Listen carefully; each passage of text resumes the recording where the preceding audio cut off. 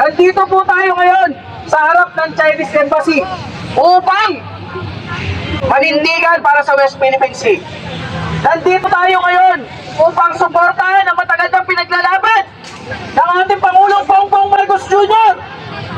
Filipinos do not deal, di ka nga, di ba? Maaaring nakita ng China na bastusan sila sa karikatur. Yan naman talaga ang pinanghimutok ng kanilang damdamin eh. Pero ito ang ipapaalala ko sa inyo. Higit na nakakainsulto na kami ay hinaharas nyo sa aming katubigan. Maaaring ang West Philippine Sea, para sa inyo, hindi nyo kinikilala yan. Dahil administrative order lang yan. Pero hindi dyan nakapatay ang karapatan ng mga Pilipino pagdating sa West Philippine Sea. Ito ay pinagtibay na UNCLOS. Ito ay batas na kinikilala ng maraming bansa. Hindi na nang-iisa. Tinagurihan kayong Chinese Big Brother ng mga Asyanong bansa. Pero kayo ay bully. We will not yield. We will stand up to bullies like you. Di ba tatagig ang Pilipinas? Kami po, kailanman, ang mga Pilipino ay hindi nanakop. Kami ay sinubukang sakupin, pero lahat sila sa bandang uli. Hindi nagtagumpay. Kaya tandaan nyo, walang maliit o walang malaki na nakakapuwing, lagi maliit. Ang Pilipinas ang magbibigay ng puwing sa mata ng malaking China. Hindi nyo pwedeng ipagmalaki sa amin na kayo ay na-insulto ang leader nyo. Ihamak na mas mahirap ang pinagdadaanan ng aming mga kababayan pangingisda dahil nakasalalay sa kanilang pangingisda ang kanilang buhay. Sa lahat ng mga Pilipino na nanonood kayo na mga kapanood nito, maaaring itatanong nyo, tubig lang yan. Wala akong kapakinabangan dyan. Diyan kayo nagkakami. Milyong Pilipino ang araw-araw kumakain ng isda. Hindi nyo ba alam na kung ang ating mga mangingisda Pilipino ay malaya, makapamumista dyan sa West Philippine Sea, magmumurang isda. Kamakailan, na-discover yan Malapaya, Istuan, na may untap resources.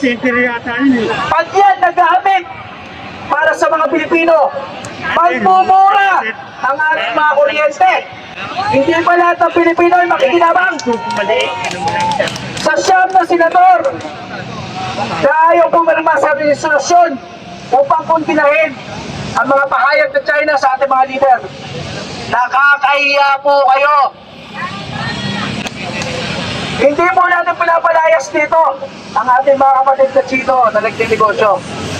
Hindi rin natin pinapaalis ang embassy. Resolution lang yan upang kuntinahin yung kanilang mga sinasabi. Di ba? Yung isa dyan, action star pa. Pero wala na ba sa action? Ha? Nasaan ang tabang mo? Ha? I'm calling you out, Mr. Robin Padilla. Ikaw na rin nagsabi. Ginawa lang nila to dahil iniinsulto ang kanilang Pangulo. Ngayon, iniinsulto din ang Pangulo mo. Ha? Sino ba Pangulo mo, ha? Yung nagtanong sa atin sa China? Ha? Yun ba ang Pangulo mo? Hindi tayo magkakanta leche-leche ng ganito kung hindi nabigyan ng oportunidad ang nakaraang administrasyon upang maging masyadong mabait mapagbigay sa China. Diba? Yan ang dahilan kung bakit ang isang hindi kilala na mayor na taga Mindanao ay nanalo. Nasaan ang pinangako mo sa mga mangingisda? Diba? Sasabihin mo, empty campaign promises lang. Tanga ka mga naniniwala. Mas tanga ka! Kaya ikaw nakakulong ngayon. Yan lang masasabi ko sa'yo. Siyempre, nakarto na lang ama. Kaya ito lang ha, tatandaan nyo mga kababayan, ang West Philippine Sea, yan ay karugtong ng buhay ng mga Pilipino. Sa mga nagtatanong hanggang kailan ba dapat makipaglaban, isa na tanong ko sa inyo, pwede bang tanungin po kayo kung hanggang kailan kayo hihinga? Ganon kaalaga ang West Philippine Sea sa ating bayan. Maraming salamat po. Para sa ating karapatan sa West Philippine Sea, ang kanilang patuloy na inaharas at pinumuli mismo sa ating bayan. Hindi tayo mananahimik at patuloy tayong mag-aalam sa kanilang pag-opres, sa kanilang pambubuli sa ating mga opisyal. Nasa sa inyong harapan ngayon ang mga mukha ng ating mga opisyal na tumitindig para sa ating bayan. At kami sa Alyansa Bantay Kapayapaan at Demokrasya ay binibigay ang buong suporta sa mga opisyales ng ating pamahalaan na patuloy na naninindigan at nagtatanggol sa ating karapatan sa West Philippine Sea.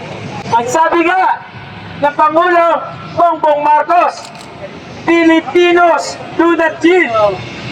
We do not intend to yield. At kumaka ako sa ating Pangulo sa patuloy na pagtindig, lalong-lalo na sa ginawang panggigipit at pangaras sa ating mga opisyal tulad si Commodore J. Darriela na ninindigan para sa West Philippine Sea. Nasa inyong harapan din ang mga nakahigang makapili na may tuturing nating mga taksil sa ating bayan, mga taksil sa kapwa natin Pilipino.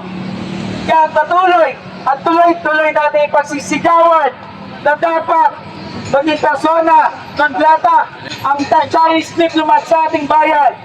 Kaya ang isang sigaw, Chinese diplomat! Persona Nagata! Chinese diplomat! Persona Nagata! Chinese diplomat! Persona Nagata! Mas palakas! Chinese diplomat! Persona Nagata!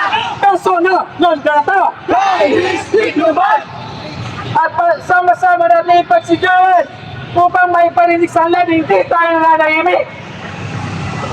China ang buhuli! Hindi ang Pinas! Mas malakas at mas mabilis! China ang buhuli! Hindi ang Pinas! China ang buhuli! Hindi ang Pinas! China ang buhuli! Hindi ang Pinas!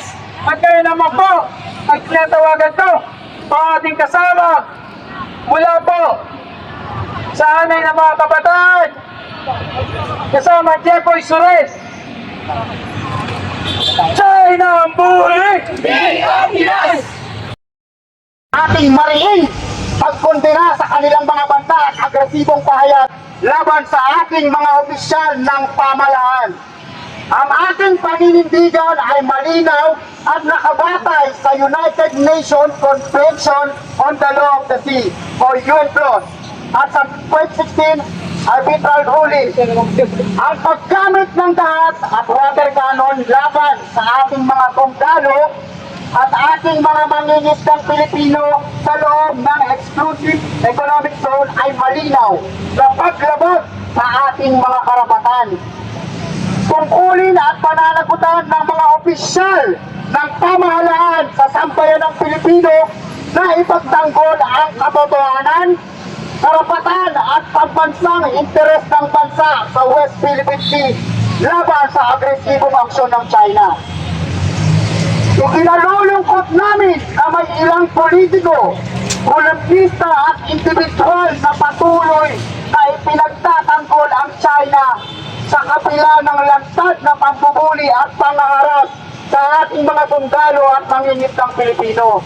Pati na rin ang pambabastos sa ating mga opisyal ng pamahalaan. Mariin namin inihikayat ang sambayan ng Pilipino na huwag magpalinlang sa maling impormasyon at huwag matakot at magkaisa sa paninindigan. Kasama ang misinformation na pinapakalat ng China, dito nahahati ang ating mamamayan. Ang pagkakaisa at aktibong ng mamamayan ang ating sanggata laban sa agresyon. Nagbibigay-pugay din kami kay Pangulong Ferdinand Marcos Jr. at sa lahat ng opisyal ng pamahalaan sa kanilang matatag at prinsipyadong pagtindig laban sa agresibong aksyon ng China sa West Philippine Sea. Ang kanilang paninindigan ay nagbibigay lakas at inspirasyon sa sambayan ng Pilipino upang patuloy na ipaglaban ang ating soberanya at karapatan sa West Philippine Sea. Hindi tayo uhurong, hindi rin tayo mananahimik, hindi tayo magpapasindak ipaglalaban natin ang bansang Pilipinas. Alam ng bayan, laban sa agresyon ng China sa West Philippine Sea. 9-line, walang legal na basehan. China, sakop sa West Philippine Sea. At iba, nakangawit ka na eh. China ang tuli, hindi Sabi ang ka ba, no, Pilipinas. sa camera. China ang puli! Ang Pinas, China ang puli! hindi ang Alam na kayo ng camera eh. China ang puli! hindi ang Pinas, China ang puli! hindi ang Pinas.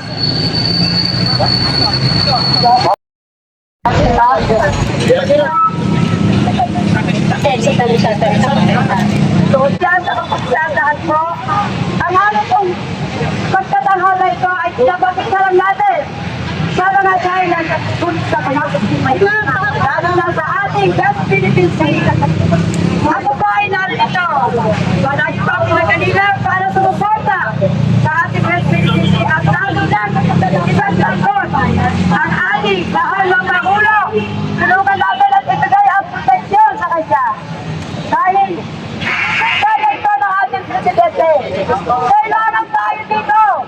Dahil nagpapasalamat ako sa mga opisyal na nagtatanggol sa ng Philippine Sea. Tayo kami mga Pilipino, tayo mga Pilipino lahat. Magkaisa tayo. Panawagan natin lalo ng kabataan, kailangan magkaisa. Para sa pagtatanggol sa ating bansa. Lalo na ang West Philippine Sea. Dahil diyan tayo kumukuha ng yaman. Lalo na sa mga mangingisda. Huwag tayo kamayag ng papi. Ating ipadama sa ating mga mayang Pilipino. Dahil ito tayo para magtulay.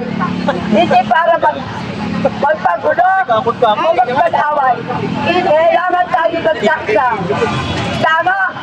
Sabi ng ating kagulo, tayo magkasama-sama. Yan ang magandang halimbawa sa ating mga Pilipino. At ako higahan po. Kahit ako senior na nandito ako at tumitindig sa baba ng China Energy na kailangan supportahan natin ang sarili natin. Lalo na ang West Philippines. Maraming salamat po. Dito na lang.